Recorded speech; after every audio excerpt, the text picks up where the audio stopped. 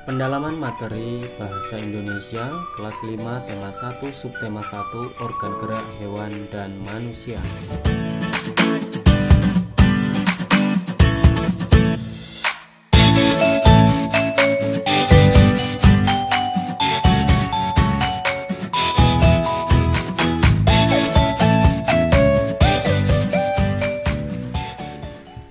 Pendalaman materi Bahasa Indonesia kelas 5 tema 1 subtema 1 organ gerak hewan dan manusia.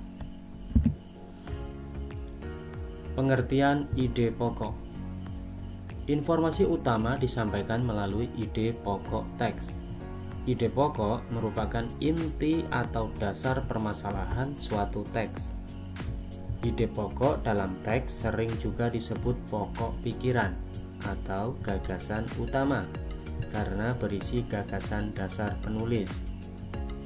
Cara menentukan ide pokok adalah: yang pertama, bacalah teks dengan seksama secara keseluruhan.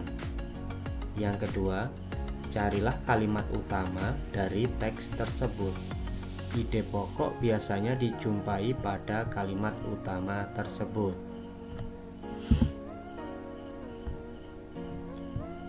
Contoh, ayo bacalah teks berikut. Gurita. Gurita merupakan salah satu jenis hewan tidak bertulang belakang yang dikenal sebagai hewan yang cerdik dan pintar. Hal itu karena seekor gurita memiliki daya ingat yang cukup kuat. Gurita dapat memecahkan masalah yang dialaminya lebih cepat dengan cara mengingat pengalamannya ketika memecahkan masalah yang sama. Selain itu, gurita juga dikenal sebagai perenang yang cukup cepat. Gurita menggunakan gerakan pendorong jet untuk bergerak cepat dan berenang jarak jauh. Nah, di sini kalimat utamanya terletak pada kalimat pertama pada paragraf ini, yaitu gurita merupakan hewan tidak bertulang belakang yang cerdik dan pintar. Kalimat utamanya ini, kemudian ide pokoknya ini kita ambil dari kalimat utama. Ide pokok boleh diambil keseluruhan kalimat atau disingkat. Jadi di sini ini ide pokoknya sesuai dengan kalimat utama tapi lebih singkat. Ya. Kita lanjutkan. Menentukan ide pokok dalam kalimat utama. Dalam suatu paragraf atau teks tulis, ide pokok dapat dijumpai dalam kalimat utama. Kalimat utama berisi informasi utama yang menjelaskan dasar permasalahan di dalam teks. Kalimat utama ini biasanya terdapat di awal paragraf, di akhir paragraf, atau di awal dan di akhir suatu teks. Artinya ini di awal saja, yang kedua di akhir saja, yang ketiga adalah campuran atau gabungan di awal dan akhir teks. Tapi pada umumnya biasanya kalimat utama itu sering di awal paragraf. Kita lanjutkan. Kalimat utama dan kalimat penjelas. Selain kalimat utama, dalam suatu paragraf atau teks terdapat kalimat penjelas. Kalimat penjelas berisi informasi tambahan untuk menjelaskan lebih rinci hal-hal yang disampaikan kalimat utama. Kalimat penjelas dapat berisi informasi tambahan, alasan, atau sanggahan yang mendukung pernyataan pada kalimat utama sehingga disebut juga kalimat pendukung. Bacalah contoh paragraf berikut. Serangga menggunakan 6 kakinya untuk bergerak.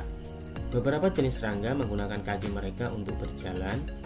Ada juga serangga yang menggunakan kaki mereka untuk melompat. Selain itu, ada beberapa jenis serangga yang menggunakan kaki mereka untuk berenang dan berjalan di atas air. Di sini kalimat utamanya terletak pada awal paragraf, yaitu serangga menggunakan 6 kakinya untuk bergerak. Nah, ini disebut kalimat utama. Selanjutnya yang berwarna hijau ini yang terdiri dari 1, 2, 2, dan 3 kalimat. Ada 3 kalimat penjelas ya, yang menjelaskan kalimat utama ini. Yang warna hijau adalah kalimat penjelas dan yang warna pink kalimat utama. Menentukan ide pokok suatu teks. Hal yang perlu dilakukan untuk menemukan ide pokok yaitu yang pertama, membaca teks secara keseluruhan. Yang kedua, mencari kalimat utama teks tersebut. Dan yang ketiga, menemukan informasi dalam kalimat utama. Selanjutnya, di sini kita balik lagi sekarang, mengembangkan ide pokok. Nah, tadi menemukan ide pokok dari suatu paragraf, sekarang ide pokok itu kita kembangkan menjadi sebuah paragraf. Bagaimana langkah-langkahnya? Langkah-langkahnya untuk membuat sebuah paragraf berdasarkan ide pokok yaitu yang berada 6 langkah ya. Yang pertama, menentukan topik dari paragraf yang akan dibuat. Tentukan topiknya terlebih dahulu. Yang kedua, menentukan ide pokok dari paragraf atau teks yang akan dibuat. Nah, kita tentukan ide pokoknya. Yang ketiga, membuat sebuah kalimat yang berisi ide pokok tersebut untuk menjadi kalimat utama dari paragraf yang akan dibuat. Jadi ini tadi menentukan topik atau tema, menentukan ide pokok, di sini menentukan kalimat utama. Selanjutnya, yang keempat, mengembangkan kalimat dan ide pokok tersebut menjadi beberapa kalimat. Nah, di sini kita membuat beberapa kalimat penjelas atau pendukung. Menulis beberapa kalimat yang berisi informasi-informasi tambahan untuk mendukung kalimat utama yang telah dibuat, sama dengan yang D tadi ya. Dan yang terakhir, menyusun kalimat-kalimat tersebut menjadi sebuah kalimat yang padu atau paragraf yang padu. Nah, itulah tadi langkah-langkah cara mengembangkan ide pokok menjadi sebuah paragraf.